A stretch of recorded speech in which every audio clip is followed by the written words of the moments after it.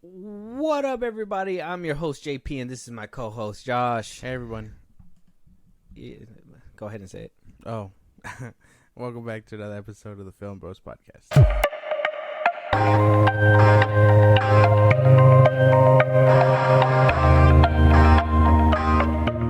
Okay, when I passed it to you, you could have said it with a little bit more enthusiasm. No, it's not what we do right here. we don't sprinkle enthusiasm.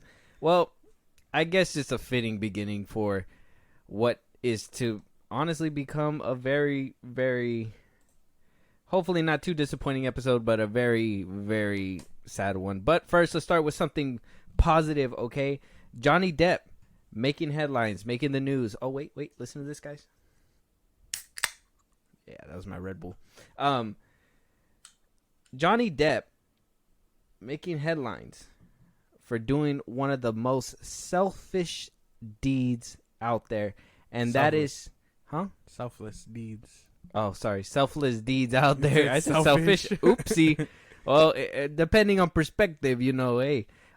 Selfless deeds out there, and took the money that he won from that Amber Heard trial, that $1 million, and basically said, I don't need this money, and gave it all to charity. Gave it to about 5 charities and split that money about $200,000 for every charity. And we're hearing the charities that he wound up donating to was Make a Film. That one's for actors, writers, directors, producers, and children who are battling life-threatening and serious illnesses.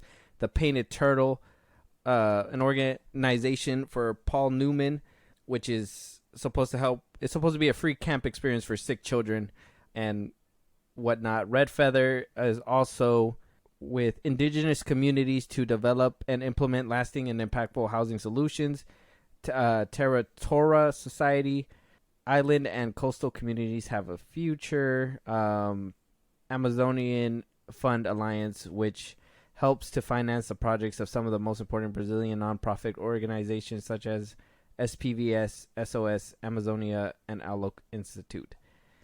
And that's basically it. And so Johnny Depp basically and Entertainment Tonight basically is trying to get a statement from Amber Heard, but they haven't heard anything. But Johnny Depp donating the $1 million that he wound up winning from his ex-wife, coming back to Hollywood, making movies again, saying, fuck you, I don't need this money, let me give it to charity, because at the end of the day, that's what I want to do. It got to be a W for Johnny. Oh, for sure. That's W, and like a real boss move, if you ask me. That is some real gangster shit. Just being like, you know what? This money is, I don't even need this shit, bro. Thank you for giving it to me, Amber, but I'm going to do what I want with it. And he gave it to charity. You know what I mean? He could have blew it on anything else. But he gave it to charity. That's a sweet man right there. If you had, like, I feel like if you could take away anything from this, it's that while they have their past with each other, you can tell one of them is growing. You know what I mean? As a person. Is he really though? Because okay, like, let's remember back in the trial as well, right? She already had a trial with Johnny, and she was supposed to be paying that money to charity. I guess the money that she had won. She basically said what he did that she was gonna do with the money that she had wound up winning, and she had sent it during the time of the defamation trial. They had asked her, "Were you gonna pay them?" And she basically made excuses, but she made not one single dime to these charities. And my boy just completely just does what she said that she was gonna do. You know what I mean? That it has to be some kind of sneak diss. Though it is a normal clause, I'm not saying that, I'm not taking it away because Johnny, made the right decision. But doesn't that kind of just seem like a dirty diss in a way? I don't think in that way. I feel like it's more of a dig at, like, man, fuck you. I don't need your money. That's it. Like, it was a lot of just like, I'm going to take your money and I'm not even going to use it for myself. I'm going to give it to charity. That's the kind of sneak diss I'm thinking about. That's crazy, though. And that's an interesting perspective. Of course, you have that one. I mean, I just kind of see it because I don't know, but maybe Johnny, in the back of his head was thinking about it. Maybe he just did it, and it just looks that way. I don't think that he had any like intent to just be like, oh yeah, I'm gonna, besides wanting to help these people, you know what I mean? I wouldn't think, but it just the way it looks. You know what I mean? Like you can be like, hey, Johnny's really mature and he's just saying, hey, that whatever, let me just give this money to charity. Or you could be like, oh well, I remember what she said and what they really publicly put out there, and just saying. I don't know, man. That could also be it. But even then, that's for him alone to think about. You know what I mean? If he wanted to be that petty, then that's on him. But I still think this is a noble thing, whether he tries to think of it as selfish and whatnot in that context. I get you. It is what it is, but this is probably going to be the best piece of news that we get in this episode, honestly, because now we're really going to dig into the nitty-gritty, and we're going to start with Ezra Miller. Okay, so wound up making an appearance. Okay, we had the Flash premiere last night, and honestly, these next few topics are going to be very much about the Flash because a lot of things have been coming out. You've been seeing it on Twitter. I've been seeing it on Twitter, and we're just going to break every single down step by step, all the big notable moments that a lot of people like to be talking about. And one big thing in particular was seeing Ezra Miller at the premiere. Now, a lot of people were making bets, like if he was even going to show his face. A lot of people made him into memes, like, did they sedate him before he got here? What I mean? I think there was one that I seen. It said, when this is your last film of your career, but the Illuminati says that you got to go to the premiere or something like that. And so it's been a very rough time for him. He's been, he's been out of the public eye. He hasn't really said his side of the story. And, we're just, he's just basically being put out there where, people that don't know the full story, people that just hate him from the things that they heard, you know what I mean? He's very much controversial person. Yeah. At the moment, yes. I mean, you seen him at the red carpet. I'm sure you saw the things that were coming out. I mean, it's obviously something that he needs to show up for. But do you think it would have been better if he didn't? Nah. I think homie had to be there. It's a matter of being forced and then not wanting to. You know what I mean? Because as a personal level, he could have just been like, I don't want to make it. Like I don't even think I'm in the right mood for this or whatnot. Headspace is the word I'm looking for. Because even in those videos, Ezra did not look like he wanted to be there. No, him and James Gunn. Like I saw both of them, and both of them just look so disinterested. Yeah, in being right there. But I mean, he was forced, and so was James. It's just their jobs right now to show up and James show out. Just showed up in a fucking jacket and a blue shirt, while everybody else was like dressed up all nice and fancy, and James Gunn was just kind of there. I'm telling you, he looked so disinterested in this, and I'm just like, why? And why was one of my big things. I was like, why would you look so upset about this? You kind of had a helping hand in making it, and then this is the last one before you're, because now he's gonna have to backpedal, and we're gonna talk about this a little bit more in a couple topics, but he's gonna have to backpedal once again. This man is better at moonwalking than Michael fucking Jackson. Okay, he's fucking good at that shit. It's fucking crazy because he was bragging about. He said in a tweet, and I remember these fucking tweets. The Flash is the best movie of 23. Okay, the best movie of the year. This is the best comic book movie. I fell in love with this movie. Blah blah blah blah blah. He said it again in another tweet. That's long ago. Yeah, I think he put. He posted actually, one today. He posted one today. I got it right here. Playboy. I'm there, ready to get on this boy's neck.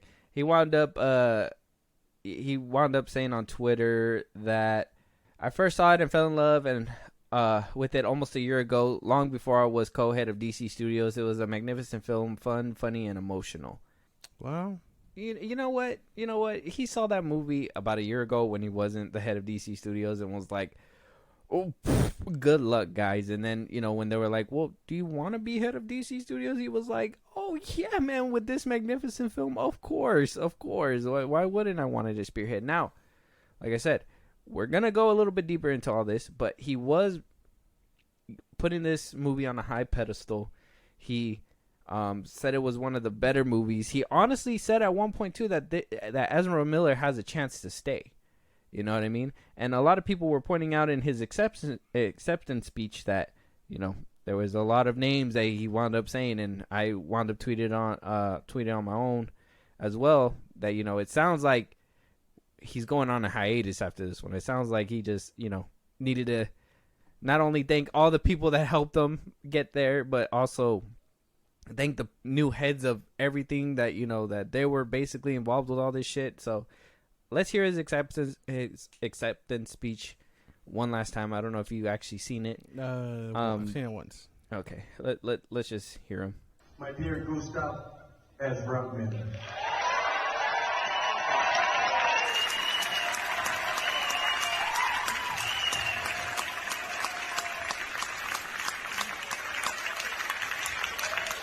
The Flash over. I love them so much. Thank you, all of you. Take it. Thank you. I'll try to make this fast. I'll try to make that the last pun. Maestro has said it all and has said it well, and I just want to say that I love you, Maestro. I think you're amazing, and I think your work is monumental. Nothing short of monumental. Barbara, our great champion, Disco, Walter, and Galen, and Marianne Jenkins, wherever you are, probably in England. I want to thank Gardner Fox and Harry Lampert.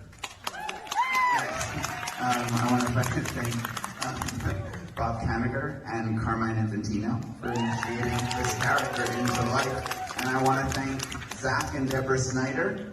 And I want to thank Grant and Kristen Morrison for initiating me into the life of this character in so many ways. And I want to thank Pam Abdi. And I want to thank Mike DeLuca. And I want to thank David Zaslav and the dynamic duo, Peter Safran and James Gunn, for your grace and discernment and care in the context of my life and in bringing this moment actually to fruition. And I want to thank every single member of our unstoppable Boost Canal of a crew and our irresistible dream cast and just the thousands of artists and workers who made this movie, everybody who supported us in our lives and in the world, and everybody who supported me in my life and in the world.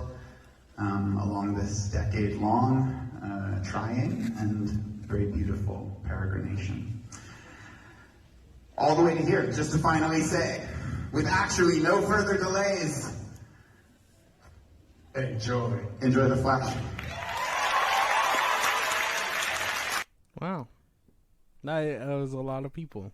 We're not seeing this man again for a while. I don't know about that. That would be a fucked up way to go. Just say you're thankful for everybody else and then leave. That'd be. When the world needed him the most, he vanished. I mean, homie has been vanished for a cool minute now. So, well, I mean, he's always been that person. Like, he's always a recluse, to be honest. Like, you don't really see Ezra Miller unless you see Ezra Miller. You know what I'm saying? Like, does interviews and stuff like that, but he's not very. He was never like in the public eye like this until like all that stuff started happening and he started spiraling. But I mean, he's pretty much to himself kind of guy. But at least with this video here, it seems like he needed to basically. It seemed very scripted. You know what I mean? Like, you need to thank all these people and be lucky that you're standing here in front of this movie, even promoting this bitch. You know what I mean? Like, be happy that this movie's already out. Like, he even said too, 10 years in the, you know, getting it to this point. You know, he did say, you know, Peter and James, thank you, you know, for your, you know, for their care with this stuff that was going on in his life and everything like that. So, you know, they even said if the Flash movie is so good, and they turn out a second one, that Ezra Miller would be playing this and, you know, playing this character. But it just seems like a lot of backpedaling's happening because, you know, like I said, we did hear that Ezra Miller might have a place in the new DCU. Now, James Gunn kind of seems to be putting that at rest and saying that a different movie might be that movie. But, you know, we're going to get to that topic. But, I mean, what do you think so far about at least his speech? I thought it sounded scripted. Probably didn't want him to use his own speech and whatnot. Just a quick thank you to everybody and then dip out, you know.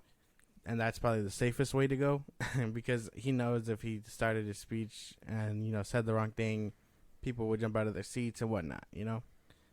But yeah, it's very scripted for sure. But I don't know. I'm hoping this isn't the whole thing you're saying, and it's just he takes a fat fucking hiatus. That'd be Gets his mental health right. like, yeah, like I want him to do that before he decides to do a sequel to this movie, if it even gets one. But like, I don't think it's gonna be a big hiatus.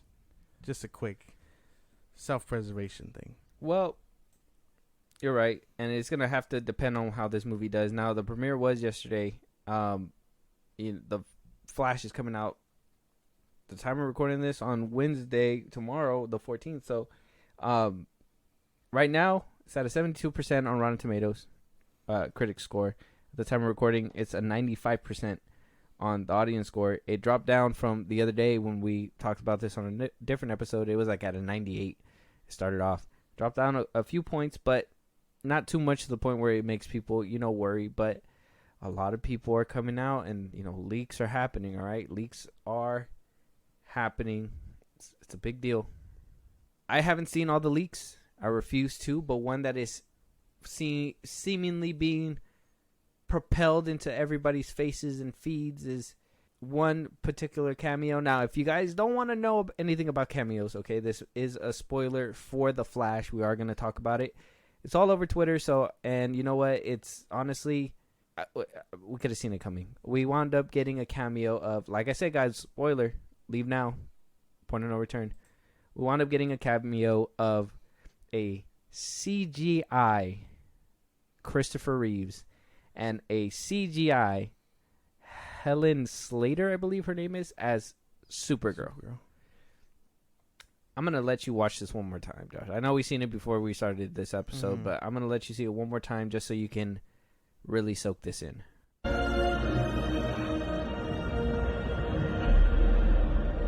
Now, I know a pirated clip off of somebody's cell phone or whatever is not really 100%.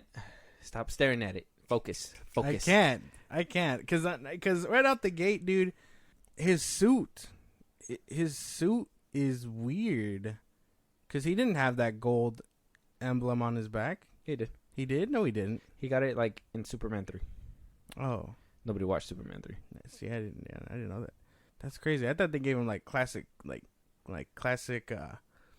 It seems like comic version. It seems like Superman. they went from the last time they saw him, and I think Superman 4 is the last time we saw him. Well, that's not really fair because at some point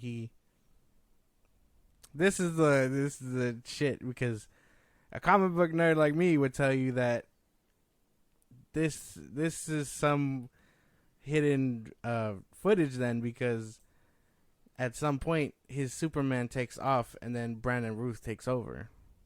Mm-hmm. So at some point. Well, that happens after Superman 4. Mm-hmm. So this has to happen before all that. Technically speaking, yeah. So we didn't see it. Oh, I don't remember if we saw I don't remember 3 and 4 for shit. But first of all, this is a disgrace to Christopher Reeves. Okay, I would say it isn't.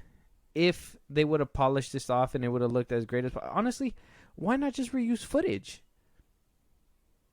Why would they have done this? Why not? They did this with Sandman and No Way Home recently. They wound up the one where they did a beautiful job as of recently, like tribute and doing this kind of stuff, was Ghostbusters Afterlife with Harold. Like he looked, real. It wasn't disrespectful. It wasn't in poor taste. They made the movie all about him, and they gave they gave him his his little last bow for the films, and that was it. Yeah. This one, I understand cameos, and you want people to feel it, but in this way, I think a lot of people might think this is real distasteful.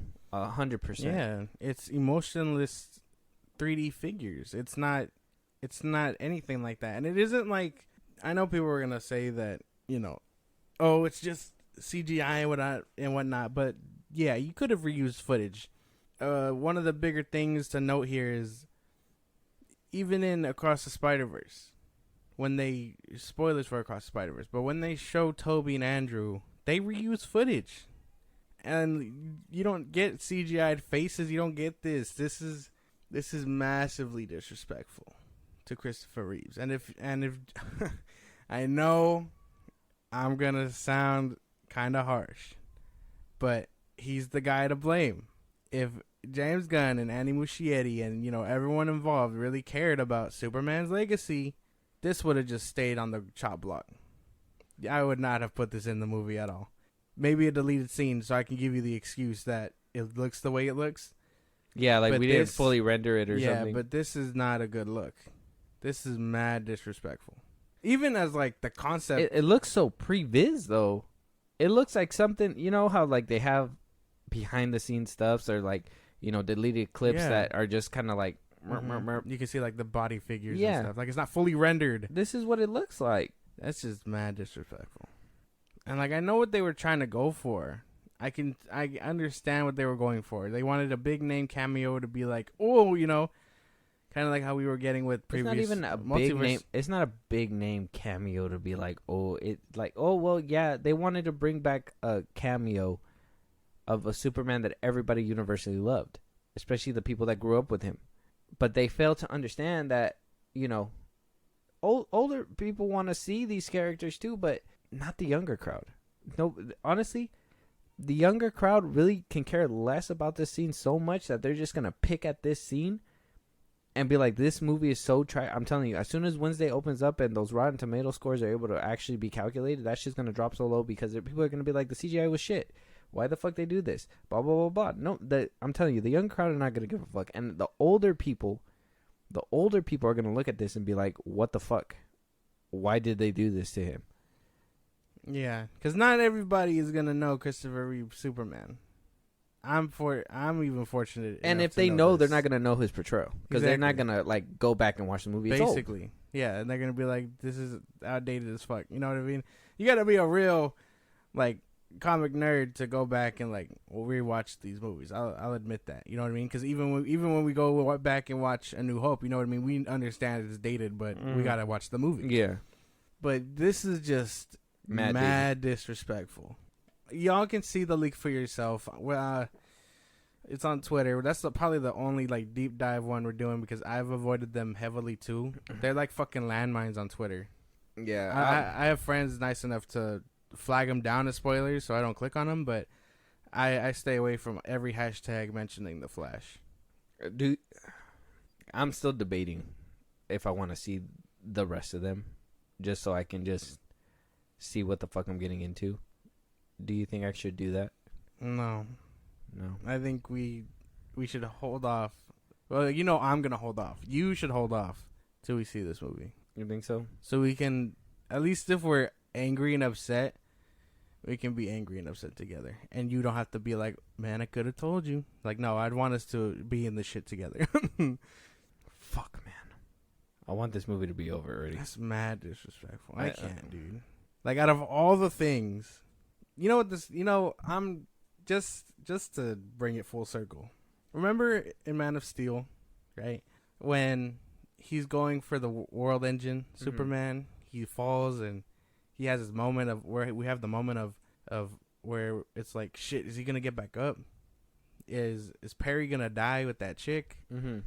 And then we see him get up, and then he flies, and as he's flying, we see Christopher Reeve's like face in Henry Cavill. Like a silhouette kind of. You can like kind of see his face, and they even get the curl right. You know what I mean? I heard that was not intentional. That was completely accidental, is what I heard. Mm-hmm. I think Zach said it in a thing that was just the gods. You know how he is, the gods blessing him. You know what I mean? Mm-hmm. But even if it was intentional, that is 10 times more tasteful than this. Well, in my head, kind of like you said too, Brandon Routh was supposed to play this character. He was supposed to be Christopher Reeves, and he was right there. They didn't even have to go back in time. They could have just had Brandon Routh right there, like Christopher Reeves. Have a more classic style suit, like it was in Returns, and maybe make it look a little bit more like this if this is how they wanted it to be. You know what I mean? But and put the Reeves theme and stuff like that. You know, they could have went about it a different way where it paid homage, but it wasn't so mad like disgusting. Like, this is nasty. This looks fucking gross. The tough thing about that is we kind of... Here's the thing. While we enjoy Christopher Reeve's Superman, DC on CW's level has been fucking with his story and image. Because I told you way back when it was coming out that when they confirmed Kingdom Come Superman, they confirmed that Kingdom Come Superman is this Superman. Oh, did they really? Yeah. Oh, shit. They were like, he picks up from Brandon Routh Superman, and we know Brandon Routh From Superman Returns? Is yeah. So it all comes full circle. Reeves Superman eventually turns into Kingdom Come Superman. In the CW. Well, yeah. Okay. But just the way it's connected. So even if they did that, you know what I mean? I can show you what they did with him, with Brandon Routh, just to give you that clarity, because they kind of wrap his story up nicely in the CW show, in the little crossover, like tastefully. And I know that's probably the closest thing we'll get to a Christopher Reeves ending. 10 times better than this still. I could be tripping, but is her hair just hitting the same motion over and over again? I don't even. I'm not looking that detailed, dude. This is disgusting. Who greenlit this? Like, I understand what they were going for, but this is not it. I get it. I get it too. Like, I understand 100% what they wanted to do, and this could have probably been a very impactful moment. But they could have literally had reused footage, maybe, you know, footage that they've never seen. You know, the public's never seen. You know what I mean? Something. Have them just look like Clark Kent looking up in the sky. You know what I mean? You know, just whatever. Like, they could have done something way better. Or if they were going to go this route, fine and dandy, perfect. But why make it look like this? Polish it up. Make it look good. Make it look real. He looks plastic. He looks like foam. Like I said, I don't know. Like, this could just be foam footage, and it probably doesn't look like this. And maybe you could see more detail when we actually go see it in the movie theater. But as of right now, I see nothing. No wrinkles. No nothing. And it's like, the sun's back there. It makes zero sense why it's dark. Oh yeah, because like it disappears when it gets behind him. But why would that happen? If anything, you would want the cape to shine and all that. Like, I understand the little portal thing is shining like that bright, but not brighter than the sun that's in their universe. It turns dark. What they could have done, dude, like even right out the gate, just seeing this, they didn't have to do all this. They could have just been like you said, they did not have a problem with showing Henry Cavill's silhouette or his chest emblem or just his chest. They could have just done that here too. And I think we all would have got it if they just played his theme and whatnot. If y'all don't think that they have beef with Henry Cavill, bro, this should tell you that honestly they can give two fucks about Henry Cavill. They can give two fucks about Superman. They can give two fucks about all of it. All they want to be is the competition, is the MCU. That's all they want to be. This is like what they want to become, is just be these cheap cameos. And it's like, DC was so much better. At one point, it was so much better. Respected. There was actual debates on, you know, this suit looks real. This Iron Man is all CGI. The DC's actually making money. Oh no, look at the MCU. There, whatever. You know, there was actual real debate, and then they shit the bed on themselves, and now look how far we've fallen. And that is so embarrassing. That shit is embarrassing. I feel Andy Muschietti putting this together. I never let him handle another comic book properly. I think I seen someone say. I saw someone say that who is he gonna resurrect when we see him do Brave and the Bold, and I was like, that's crazy. That's a crazy fucking statement. As bold as it is, he's right. That person, I forget who it was. I think it might have been Mercury. You know how crazy he gets. But he was like, who is he gonna bring back from the dead in Brave and the Bold? And I'm like, that is a valid and both wild statement. In Brave and the Bold, or in Brave the and the Flash? Bold? Because you know what I mean. Because he was poking fun at it being multiverse movie and whatnot. Mm-hmm. Different Batman. Oh man. Yep. Well, we'll have to wait to see. But this is one of many cameos for This what is we're not a good hearing. look. And if this is what we come to expect from the cameos within this movie, I'm telling you, my expectations have shot down. Dude, this is not anger. This is not, like, if this is just us reacting to this one scene, imagine how we're going to feel boiled over that whole fucking movie. Because this isn't anger. This is just mad disappointment. I'm just looking at this like, what the fuck? What the fuck? This is just mad disrespectful. You couldn't record this from a straighter angle, sir. But yeah, we'll have to wait. We got to be avoiding those spoilers like landmines, but I'm willing to do it. I'll go into the Flash fresh. It's just, man, this shit is too damn dirty, bro. You were excited for this at one point. I was excited for the Flash. I didn't think we were going to get this. I was not expecting this. You would have never thought, man. That's crazy. That is so crazy. No Way Home, bro. This year? 2021. 21? 21. In 2021, bro, a couple years ago, had no Hayden Churchill for Sandman. They reanimated his whole body throughout the movie. And granted, it was sand. It looked pretty okay. And at the very end, used reused footage. And it looked good. And it fit well. And all it took was a few seconds. This is literally 5 seconds. All they had to do was 5 seconds. This is so mad. This is so bad, man. And like, you know what's the fucked up part? You want to know what the fucked up part is? I wanted to be wrong. I wanted to be fucking wrong, dude. I didn't want this to happen. I'm more disappointed that I was right. I was more holding hope that this was going to change in a new direction. Tom Cruise was talking about it. Tom Cruise said that we need to see this shit. Tom Cruise, I'm fighting him personally, bro. I'm fighting Tom Cruise personally. David Zaslav told me that this is better. I'd rather see Batgirl. I would have rather seen Batgirl at this point. I don't even know what the fuck this shit is. Jaden Smith said this changed his life. Yeah, what the fuck? I haven't heard from him after he fucking talked about this movie, and that was one tweet. Ah, man. A la verga. A la verga. I don't know, bro. This is... move on, though. We got to move on. Not it, bro. We got to move on. Look.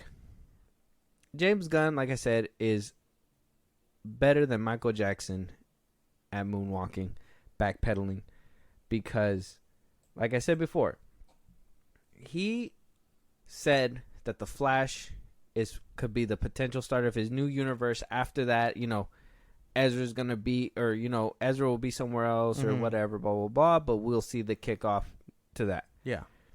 And now we're hearing, and this is coming from James Gunn's mouth, saying that the first DCU character for sure is Blue Beetle, but the real DCU movie isn't until Superman. I'm going to let you hear the clip so you can hear what he says. But this is him on I think Michael Rosenbaum's fucking podcast. I have beef with this fucking guy. Oh, you don't like Michael Rosenbaum? The MCU and now the DCU in film, which really doesn't start. I mean, the first DCU character for sure is Blue Beetle, and the first full DCU movie is Superman. Now that that's happened. He said something about MCU. Now said DCU, so I'm assuming that he said that he's making the switch from the MCU to the DCU. Like I said before, he wound up saying that the Flash was supposed to be the beginning of basically the birth of the DCU, and that Blue Beetle will be the first movie. Now, he's saying that Blue Beetle is not the first movie, but Superman is. But Blue Beetle is the first DCU character. So is it because he didn't write the film? Is it because it wasn't under his thing? Or is he just going to wait to see whether it flies or fucking shits the bed to say if he's part of the new DC universe, because he said the same thing with Shazam too. He was like, "Oh, it's on its own little pocket universe. We don't gotta, worry about him. He could totally be in the new DCU." That shit bombed, and what happened? Nothing. Dropped it like a hot Fucking potato. nothing. This guy. Nothing. That was my thing too, because I've been seeing this go around, along with his slate and stuff. That was my big thing, because people were like, "What's come first?" And I said in a tweet, I was just like, "Well, from what he said last was Flash, Blue Beetle, Peacemaker, and then whatever else falls under his umbrella." But I imagine, if he didn't touch it, he's literally willing to let it sink or swim. Without and then if it does good, if it swims, he'll throw it a line and be like, "All right, now you can come with my ship." But no, he's literally willing to let these fuckers drown.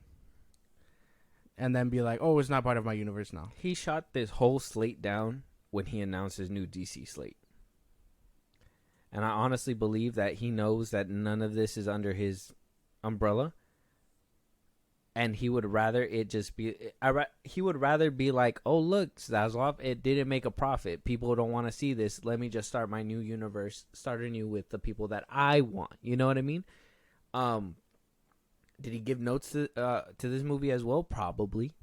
So, could it be that he could make the jump? Yeah, but that's only if it makes the money. And seeing how the Flash is tracking, he was really up with it when they said, I think they said in the beginning it was supposed to be making like about $240 million. Mm-hmm. And then it dropped to like 1 to 40. No, it's at 70. Now it's at 70. So, he saw the numbers, the projections, and was like, "Yo, what the fuck? I ain't got to deal with this shit." Or did he already know that he wasn't going to put this character in the new DCU, and he was just lying and saying that he was, knowing damn well he wasn't? I don't know, man. This shit's fucking weird. This whole situation, it doesn't make any sense to me. Like, James Gunn's trajectory does... I want to say that he is not... Like, it looks like he's just willing to let all these movies hang and not give a fuck, and then just start with his new DCU. Exactly. That's exactly what he's doing. I know. Look, y'all were probably thinking I'm a hater when way back when October came around and he got the job. Like, you guys called me a hater, and I was willing to accept that. And now, I know I may sound like a hater still, but this is just me kind of settling down and being like, this is all, I called all this. You know what I mean? This is not anything new. We knew he was going to pull this bullshit. He's not going to let these movies join his slate if they don't do good. And granted, while I understand a movie needs to do good to get sequels, this is just suicide. He fucked these movies as soon as he was like, "Don't even worry about these ones. They'll be a part of the universe if they do good. But y'all can look forward to my Creature Commandos, my Superman, my Waller, my friends over here doing Peacemaker." But no, he's willing to let all these fuckers hang, like you just said. And it's mad disrespectful. Yeah, dude. James Gunn is a character, man. This is the guy that we're supposed to entrust with the next 10 plus years of DC. 4. Whatever.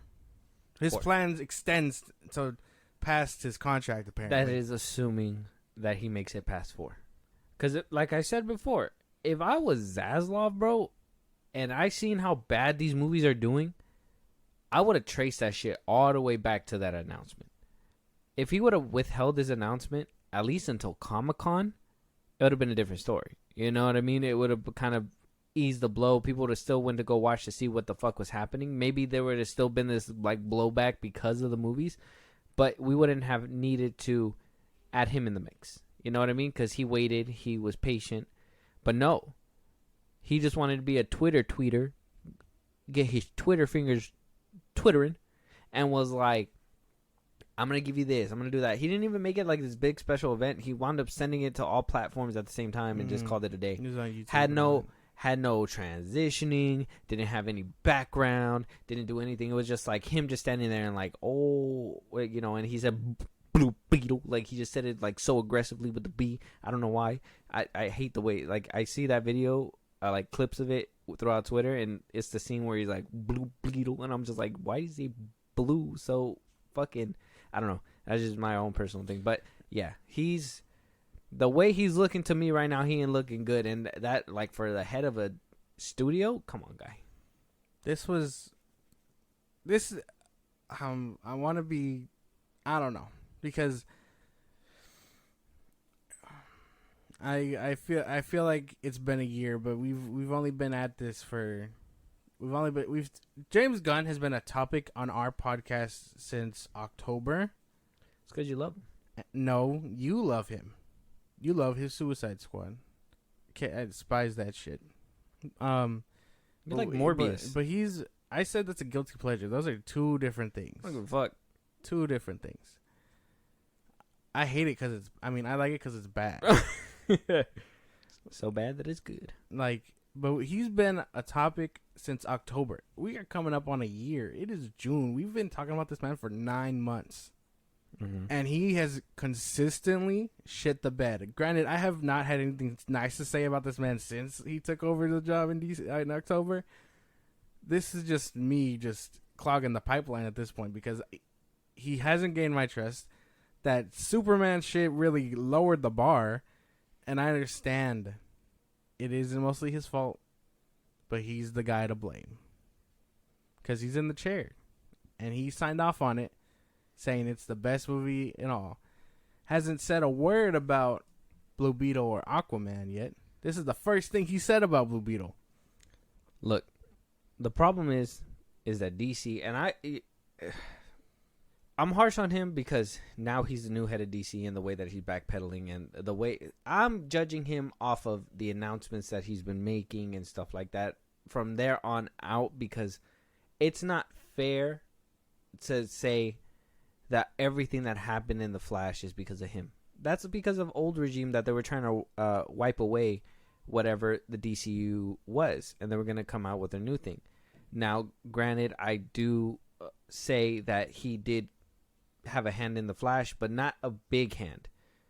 His hand was small, and I'm pretty sure the hand that we're going to see that he played is going to be the ending to, for whatever reason, it's supposed to dump him off in a different universe, because I think at one point we were hearing a leak that Ben Affleck's Batman was supposed to be lost in the multiverse and Barry was supposed to go after him. You know what I mean? At one point we heard that they were supposed to return back to their regular dimension, and Supergirl was going to be that Batman. Keaton was going to be that Sasha Calle was going to be the Supergirl, basically fill in for Superman. Keaton was going to be the Batman of that universe and eventually pass it on to Batgirl, and that's why that one got scrapped. It wasn't part of the plans for James Gunn. So, because he was going to introduce his Bat family.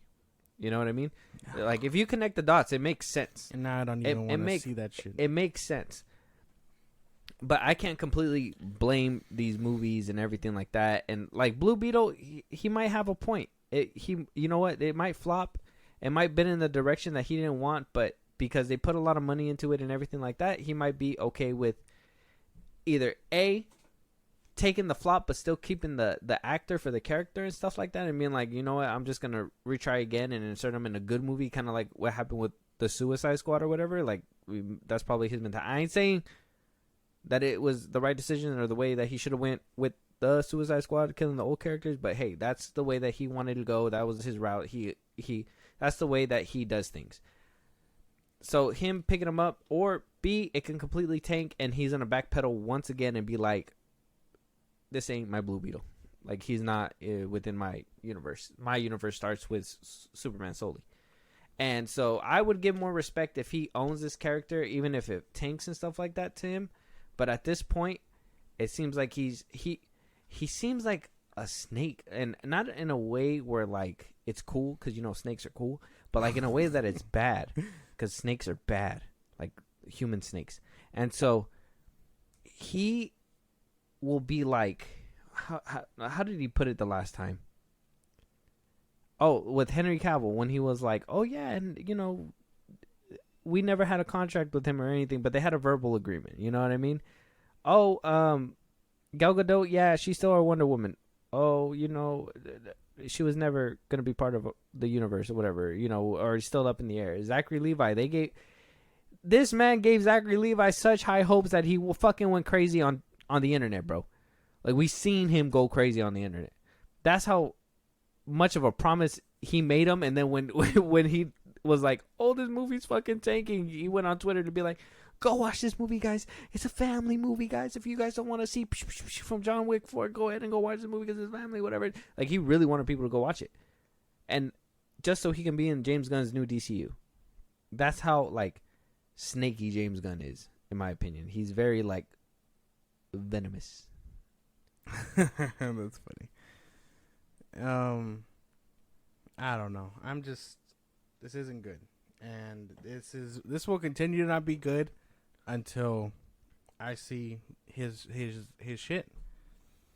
Because even if I give him that benefit, and I'm like, you know what, these aren't his movies.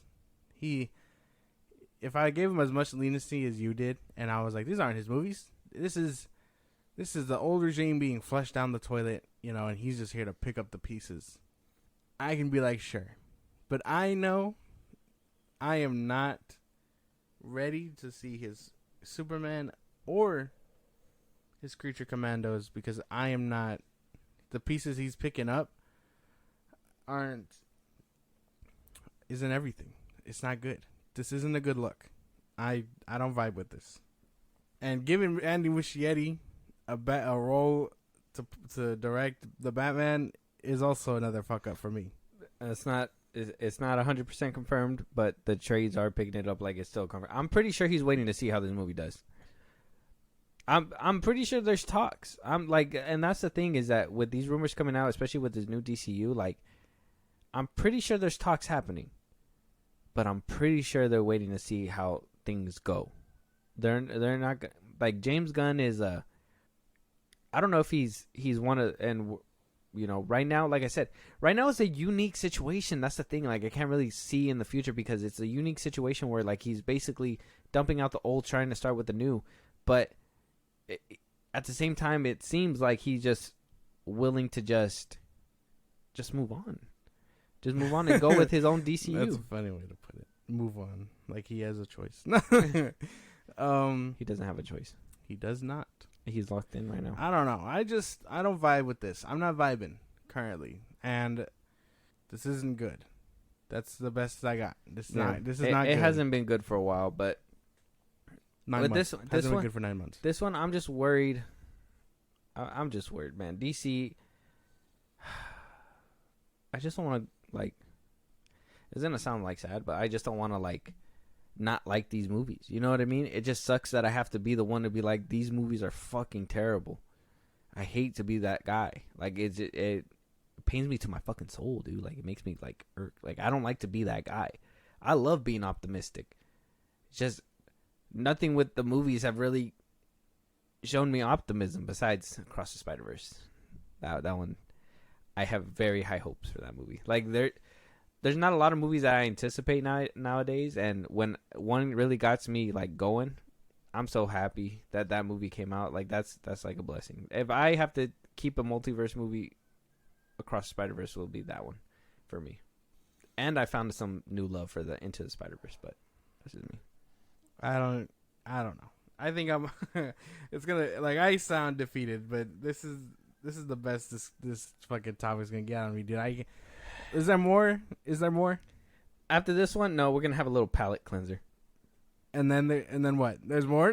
Not more DC, but something else that you're probably not gonna be okay with. Let me get my last fucking notes in then, because this isn't a good look, and I don't vibe with this simply because like I said, I know I sound like a hater. I've been a hater for 9 months. I'll accept that, but I'm not a fan of his style of directing and writing. I can't get behind that. You can't tell me to get behind the Suicide Squad, because at least when you clown me for liking Black Adam, I can be like, well, yeah, it's silly and stupid, but I find it more enjoyable than James Gunn's stuff. And like, if I had to choose, I would go back. This is gonna sound really bad.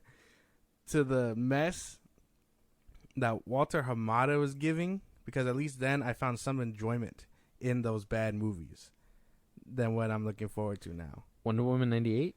It's 84. Oh. And 98. Sorry. No, not that one. But like I had fun with like Birds of Prey, and I had fun with Shazam, and Had fun with Birds of Prey. I had funny moments, mostly Harley Quinn. But Shazam was okay, yeah. And then but that mess, that undefined mess, Well, you gotta understand, I like vibed with. those movies were still kind of those movies were still kind of connected to the Snyderverse. You know what I mean? Like, though they were trying to go away from that path, they were, still right here. Now we're already at this point where they were being let go on their own, and we're getting Batgirl and stuff like that, where Zaslav said it was so bad it just needed to be scrapped. But, hey, who knows? But, like, now we're at the point where, like, we're at this shit part, because now it's another transition, and we're going to a different spot. Yeah. But even then, I think I still vibed with all those other things than this. Yeah, man. But it's fine. Let's go ahead and get a palate cleanser going, because I think that too much negativity. We'll wait for the Flash. We'll hope that everything goes good, and we'll wait to see at least what James Gunn is going to fucking do. If he backpedals again, I'm going to be livid. Moving on, though, we got Sylvester Stallone saying that Schwarzenegger is the superior action movie star. Do you agree? The superior action star? Mm-hmm. Mm-hmm. I want to say yeah, but not really. Because no one could have done Terminator better than Arnold. And then I don't think anyone could have done that first Rambo better than Sylvester. Okay. So, I mean, he can give him that because Arnold has done more action flicks. But I think they're probably in the same boat, action hero-wise. Well, let's hear his definition and why he gives. Well, let me just say mine first. And action star, I would say Stallone. I think he's being very modest, but like he still does like Expendables. He's gonna be doing that. Like he still does a lot of roles to this day, where it's like explosions, boom. Like he really puts his body to the limit. Yeah, Schwarzenegger really had like of I guess a more bulky physique or whatever, but like action wise, like hand to hand combat, shooting guns, doing all that stuff, I think I've seen more of that from Stallone than I've ever seen for Schwarzenegger. Yeah, but you also have to take in not just like physique and all that, but like roles and box office hits. If I'm being for real, And Arnold has I think has a lot more. Yeah, that's what I'm saying, because Sylvester does a lot, and like I couldn't imagine anyone else doing Rocky, but he's better there. You know what I mean? Than somewhere else. And Rocky is like what everybody knows him from is, and I don't want to I'm not saying that it's not a good movie, but is Rambo considered like a cult, a cult classic, or a classic at all? I don't think so. I know it's a classic, but I don't think I know that it's a good watch and it's Rambo, but I don't know if anybody's ever been like, oh yeah, this is a fucking classic. Like, go watch Rambo, it's a fucking classic. I'm pretty sure. But people would be like, Terminator's a classic. Rocky's a classic. You know what I mean?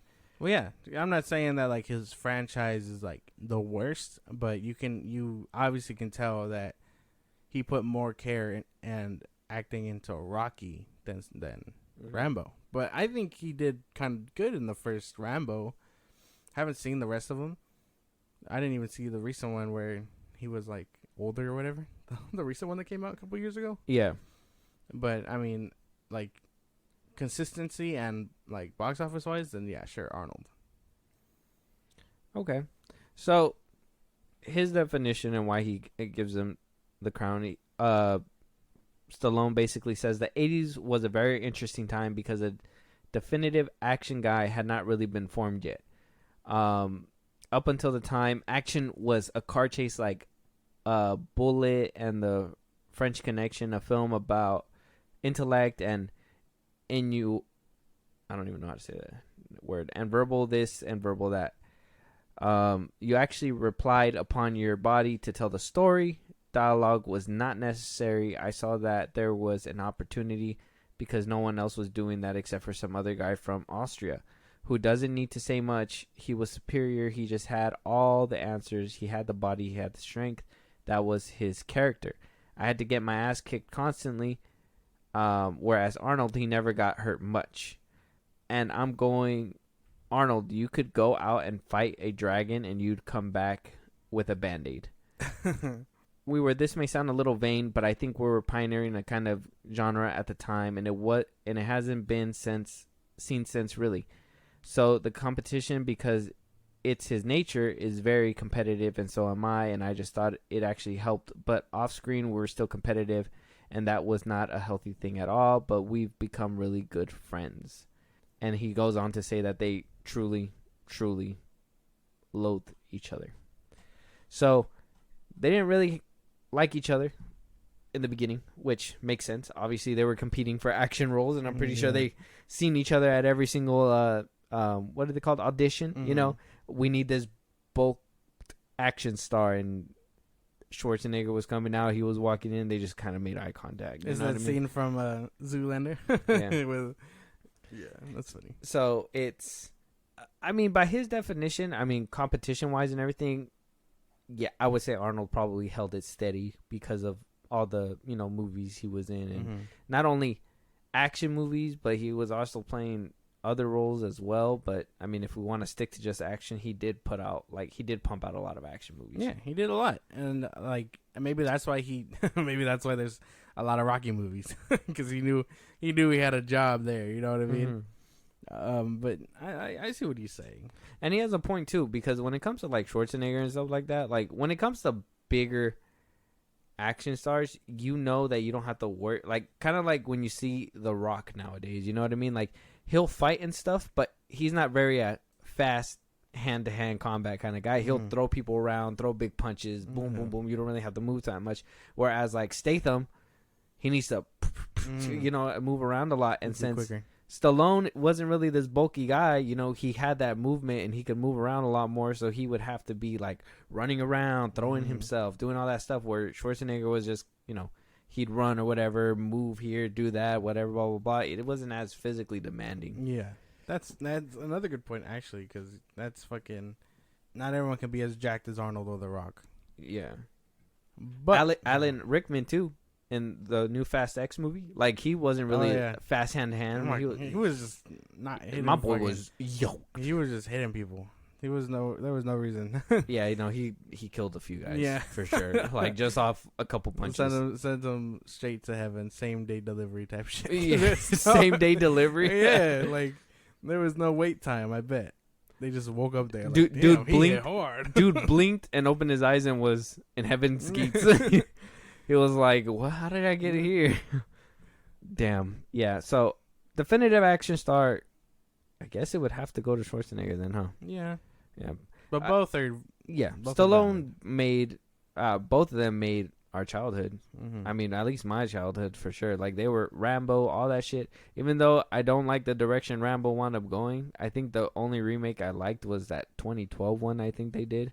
And then the rest of them, I think the Last Blood one was kind of dumb and shit like that. But so you didn't even see that one. But like, most of them were pretty good. Schwarzenegger, I mean, he's at that age too where, you know, he's doing some stinkers too. But it is what it is. They raised me, you know, like to be this tough guy. I'm telling you, Sylvester Stallone, he should be out the game. But with Expendables 4, you're really like, damn, he's really giving it his all.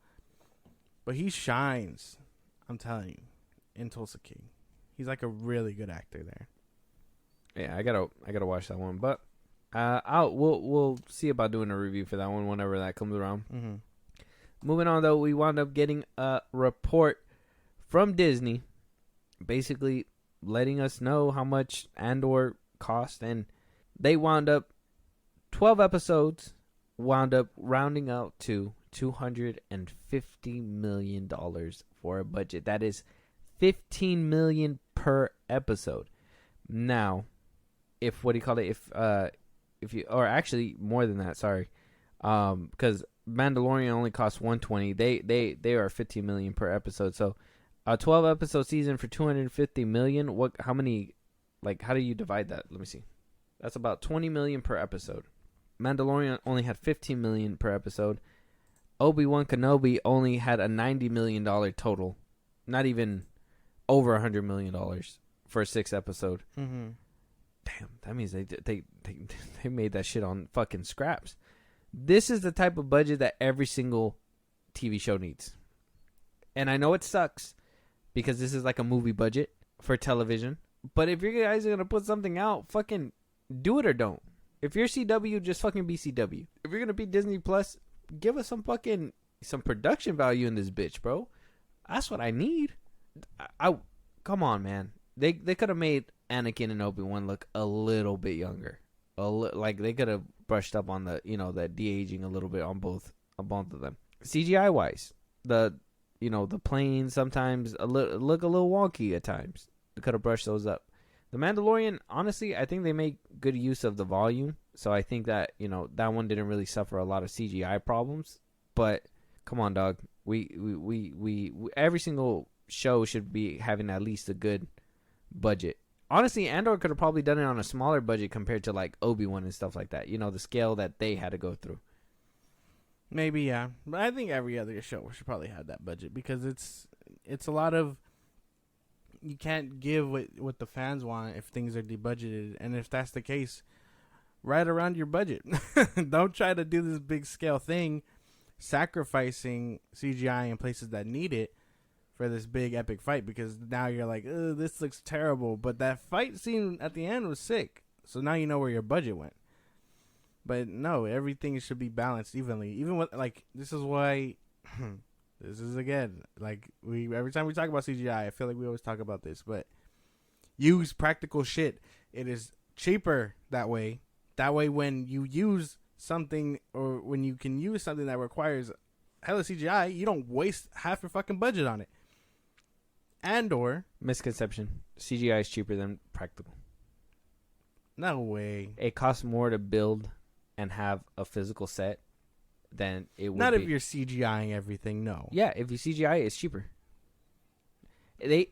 That's why you see a lot of green screen, and why you think the Mandalorian uses the volume, because it's cheaper to just paint it in than to actually build a physical set or be on set. Because you got to think the money that it takes, like say Andor, right? The money that it takes to go to the location to get this shot, the amount of shots that they need to do in order to get it, right? The way they have to set things up, having everybody there on that same day. Whereas if you get a CGI or whatever, CGI, it'll be cheaper. You go into a booth, you rent it, they paint it for you, do whatever they want you to do. If the actors can't be there on set, you can easily just edit, boom, boom, boom, have them come a different day. It's a lot easier, less time consuming, and less money. No way, dude. That can't be right. Well, there goes my whole point out the window. So thanks. No. Oh, sorry. I didn't want you to to have it wrong. But yeah, it's cheaper for CGI, and I understand the wanting to save the money kind of thing. Obviously, when all the money goes to the third act is because it's gonna be this big old boom, boom, boom.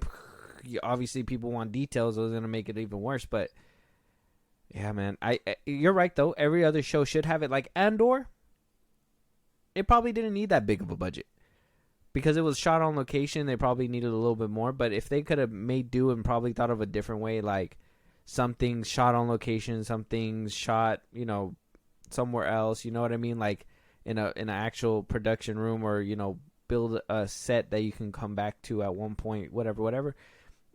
Andor seemed like it could have probably went and gone on as the less budgeted, whereas Obi-Wan seemed like they probably should have put more budget into it. You know what I mean? Like pick and choose which they need. But if you see that Obi-Wan is gonna have lightsabers and fights and shit like that, and Andor is gonna have blaster fights and everything, which one do you think needs more attention? You know what I mean? Needs more money. Mm-hmm. Yeah, good way to put it, I guess.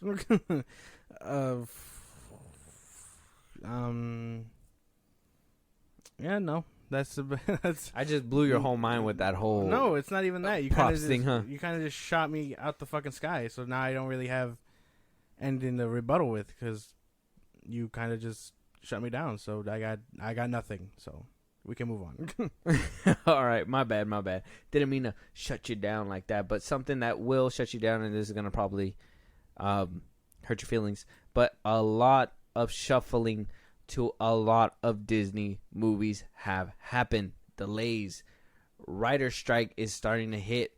We're having probably the Actors Guild is probably going to be going on strike pretty soon, and that seems pretty serious now. So we'll keep updates with that one whenever that happens. But it seems like because the writers aren't getting what they wanted, they're going to be sticking to solidarity. And right after that, directors are going to be going. But it's a weird situation because not only are movies being pushed back, but some are being moved up. Awkward time. What do you want to go through first? We can go through 20th Century Fox. We can go through Disney's Marvel slate, or Disney slate, or the Star Wars slate. Let's start with Disney. Yeah. All right. We'll put Disney and Marvel together. So first things first, Captain America: Brave New World is not moving back, but actually moving forward from 7/26/20, or actually from 5/3/24 to 7/26/24. So it's moving back, actually. Yeah, so it is moving back. That one, Brave New World is moving back.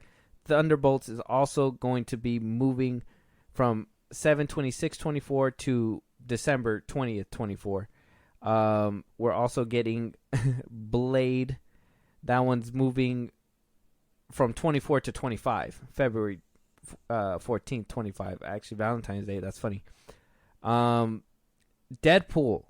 That one is moving forward. Actually, from 11/8/24, it's moving up to 5/3/24. So May 3rd 24, which is weird that one's moving up. Honestly, I thought that one was being hit with the writer strike, but it seems like they're gonna have that one ready before Brave New World. Isn't that wild? They wound up switch spots with Brave and the Bold. Fantastic Four is gonna be pushed back from February 14th 25 to May 2nd 2025. Kang Dynasty. Both Avengers films are moving to the Avengers Kang Dynasty is moving to May 1st 26, where Secret Wars is moving to May 7th 2027. Oh my god. So far, a lot of things have been shuffled up. A lot of moving back. 27 sounds far away. Real far away. With that, I mean, what do you think so far about this slate? What is their plan? What are they cooking? That's my thing. I want to know what they're doing with the slate. I'm sure it's because the Writers Guild is fucking it up for sure. But moving things forward that probably haven't started production.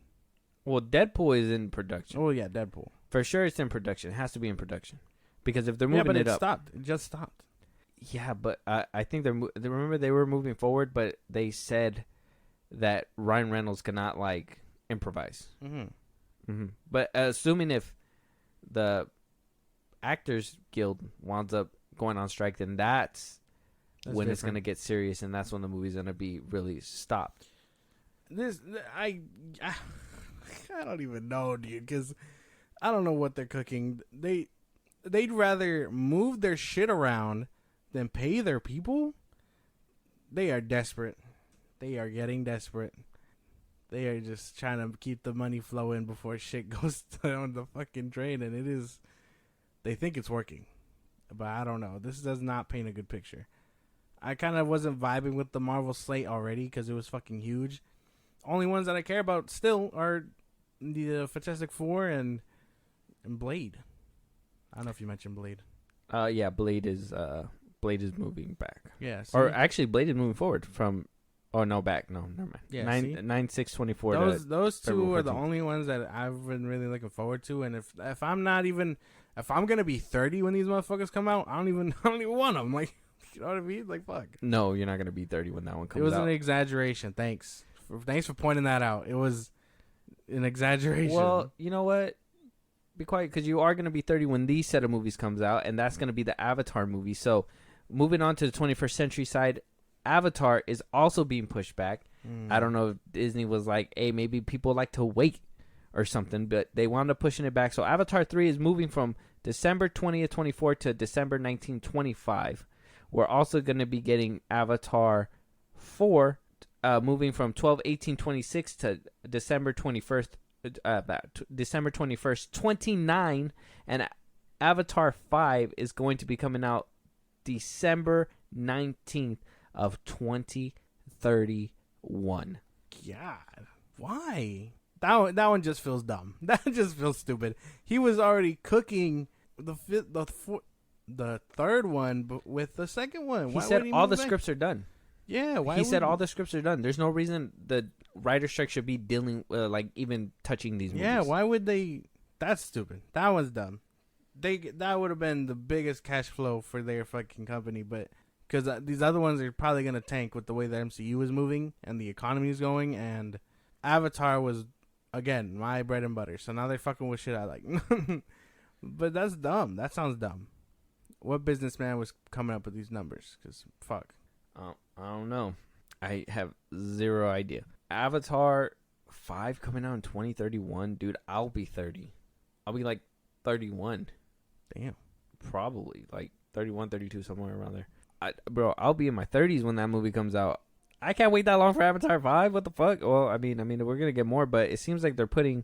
Why is Avatar 4 and 5 back to back, but then Avatar 3 being pushed... Or Avatar 3 and 4 are how many years apart? Where's Avatar 3 at? Oh, yeah. 25, 26, 27, 28, 29. They're 4 years apart.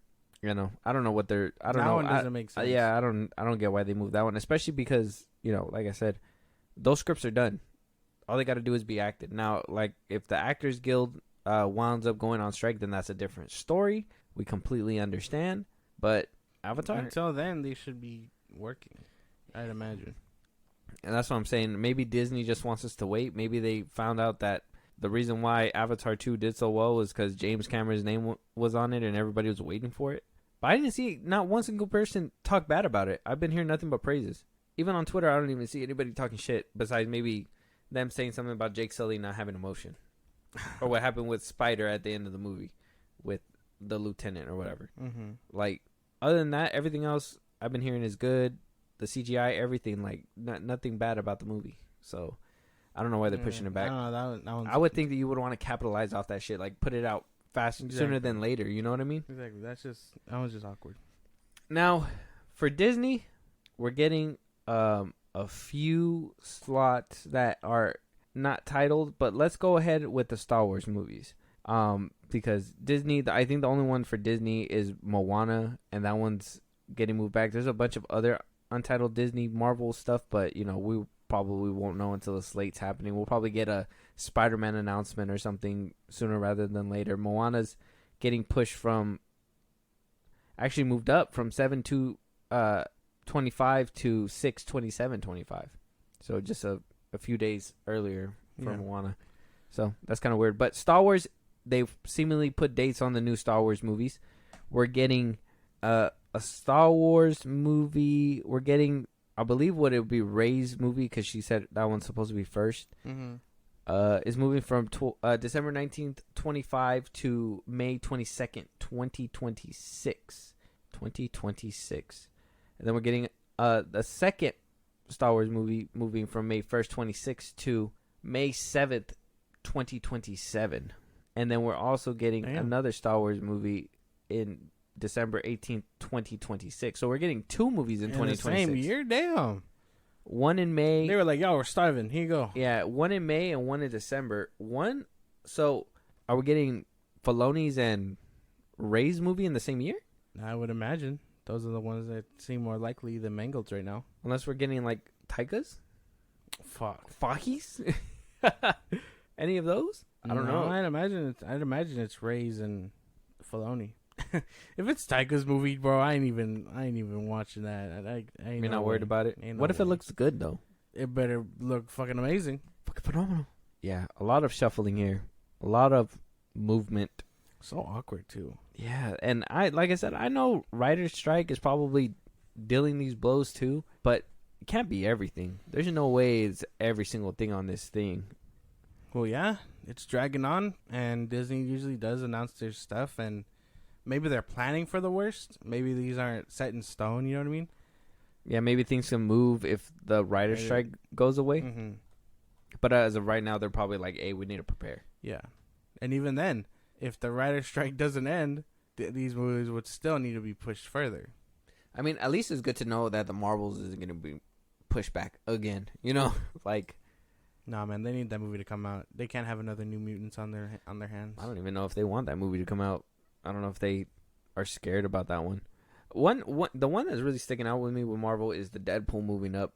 I think that one's the one, like, because also we're hearing like a lot of stuff like, you know, that the Fox movie characters might come back and all that stuff. So is this going to be Marvel's way of like reinventing the multiverse? And then on top of that, is this going to be like kind of like their answer to the whole Jonathan Majors situation? Because we're hearing that movie's supposed to be a big multiverse movie, right? We're hearing that like Owen Wilson's character is going to be in there, Wolverine, possibly some Fox characters are going to be returning. So I'm thinking, if I'm trying to put my businessman hat on, I'm trying to think what they can do. And you know, with Jonathan Majors still on the fence, things still not in motion because of the writer's strike, and you know, maybe because the way that they set up the multiverse, a lot of people haven't really been receiving it well because it's been confusing. This could possibly be their way of going a different direction, you know? Maybe. I don't know. I doubt that. There's been too much multiverse stuff established already for them to just be like, oh, nope, here's the idea. You know what I mean? I think they're just trying to find... I think this one is what they're trying to make the answer to all these multiverse stuff, though. Like the fan service and all that. So they could be like They already did that with Multiverse of Madness and No Way Home. Not really. What? Well, Multiverse of Madness, not really. They didn't have fan service in Multiverse of Madness? No, I'm saying they did, but it wasn't like... With what came out after the fact, they're going to look for something monumental. Oh, yeah. Yeah. Something like along the lines of like Across the Spider-Verse and stuff like that, huh? To the point of seeing... Because that's the multiverse movies that we wanted to see. We wanted to see them going into different universes where Multiverse of Madness barely scraped it. You know what I mean? Like, we saw like a split second of them jumping into different ones and then landing one. You know what I mean? Yeah, and coincidentally landed in one. But that they're looking for that big answer, and they think bringing back old X-Men and possibly old Fantastic Four people will do that for them. But I doubt it, because they're so tame with their multiverse shit, especially because it's live action. They can't do a lot, which I understand. Well, the Flash is doing a lot. Shut up. What if they're like, they see the Flash, and what if it's all those cameos and they're just like, what not to do? You know what I mean? They're like, yeah, they shit the bed. Yeah. Man, I wonder if they actually like root for DC to fall. I'm hoping James Gunn's their spy. I'm hoping, look, moving all this aside and jumping back to DC just real quick, I'm hoping that That's funny. James Gunn is very competitive with Fahey to the point where like he pumps out these bangers. I'm hoping that drive is what creates good movies. I'm hoping like that kind of like what we talked about with Arnold and, you know, Stallone, is that like, you know, these things haven't really been formed yet. The whole bodybuilding, so they, you know, constantly competed, and like action stars weren't a thing, so they constantly competed. What if James Gunn is thinking of like the next thing, you know? Because can they go any higher than multiverse? Is there anything else besides the multiverse that's in the comics? Like, eventually there's gonna be a standstill, but can James Gunn be the answer to the MCU? You want me to genuinely answer that? No. Because no. Not unless he starts giving other people to write projects and do their own shit and actually do the things he says, like different tones in movies and stuff like that. Because while we understand that, no, you don't like this term, that the MCU has conveyor belt movies, the only way for DCU to compete now is change it up, let directors actually do their shit to connect to the bigger thing, regardless of tone and whatever which way, then maybe. But with James Gunn writing everything, I don't think so. Well, that's just his actions right now. We don't know if he's writing everything, but what is Disney doing? I think I'm more just like, oh, the Avatar movies are kind of blowing my mind. Deadpool being moved up is blowing my mind too. So I guess until we wait to see what kind of answers Disney gives, I'm pretty sure Iger's going to come out and, you know, on a business call one of these days, and we're going to hear about it regardless. Yeah, man. But we'll wrap it up here. We'll make this the last topic because I just think there's so much negativity in this episode that it sucks to want to have to go on. How much more is there? No, well, there was like a couple more topics, but I just rather not dive into those because it just leads to the bigger Disney, and then it leads to back to DC, and it's a big triangle, guys. It's a big fucking triangle. It's weird. It's fucking weird. And at the center of everything is James Gunn. Oh my god. And I'm pretty sure, all right, DC let the ops inside their house, and he's reporting to Feige and all this shit. And I'm pretty sure he's like, Flash is going down as planned. Yeah. He hits him on the red phone on the hotline. It's been done, sir. He fucking hangs up. Yeah. He's the Chancellor Palpatine and all this. He's playing he's the Paps. He's the Paps. He's the Palpatine. He's playing both sides. Wow. Let me find out he gave him that note to put this cameo in the movie, the Christopher Reeves cameo. Let me find out. This is the guy. It's gonna be like a picture of a sticky note one day coming into light where it just says, "Put Reeves in cameo, make him look not good," with a check mark on the side. Oh God. Okay. With that being said, this is the last topic of the episode. If there's anything that we missed, anything that we didn't say that we should have been talking about, but I'm pretty sure we covered everything, at least regarding these topics. A movie that you guys want us to review. If there's anything you guys want to tell us, you want to support us in a big way, Josh, let them know where they can let us know. Twitter, TikTok, Instagram at Film Bros Podcast. We post when new episodes are up. and you can hit us up there for anything you want us to cover. What's so funny? You didn't hear me? Like, never mind. But, fuck. You made me lose my... Spotify and Apple Podcasts to listen to us on the go or wherever you get your podcast. Support us in a big way. Buzzsprout at the socials I just gave you. Twitter, TikTok, Instagram at Film Bros Podcast. Subscribe there. Get perks. Only first subscribers, and then get your name not shout out. Perks. Get your... Why can't you just let me fucking... Damn. You need to stop doing this to me. Sorry. Get perks and get your name shouted out when you subscribe. Really help us out there. And then when it's all said and done, subscribe to our YouTube at Film Bros Podcast. Yes, and please don't hit our Twitter with, "I heard you guys got the perks." Not those perks. Different kind of perks. With that being said, we'll talk to you guys on the next one. Talk to you guys later.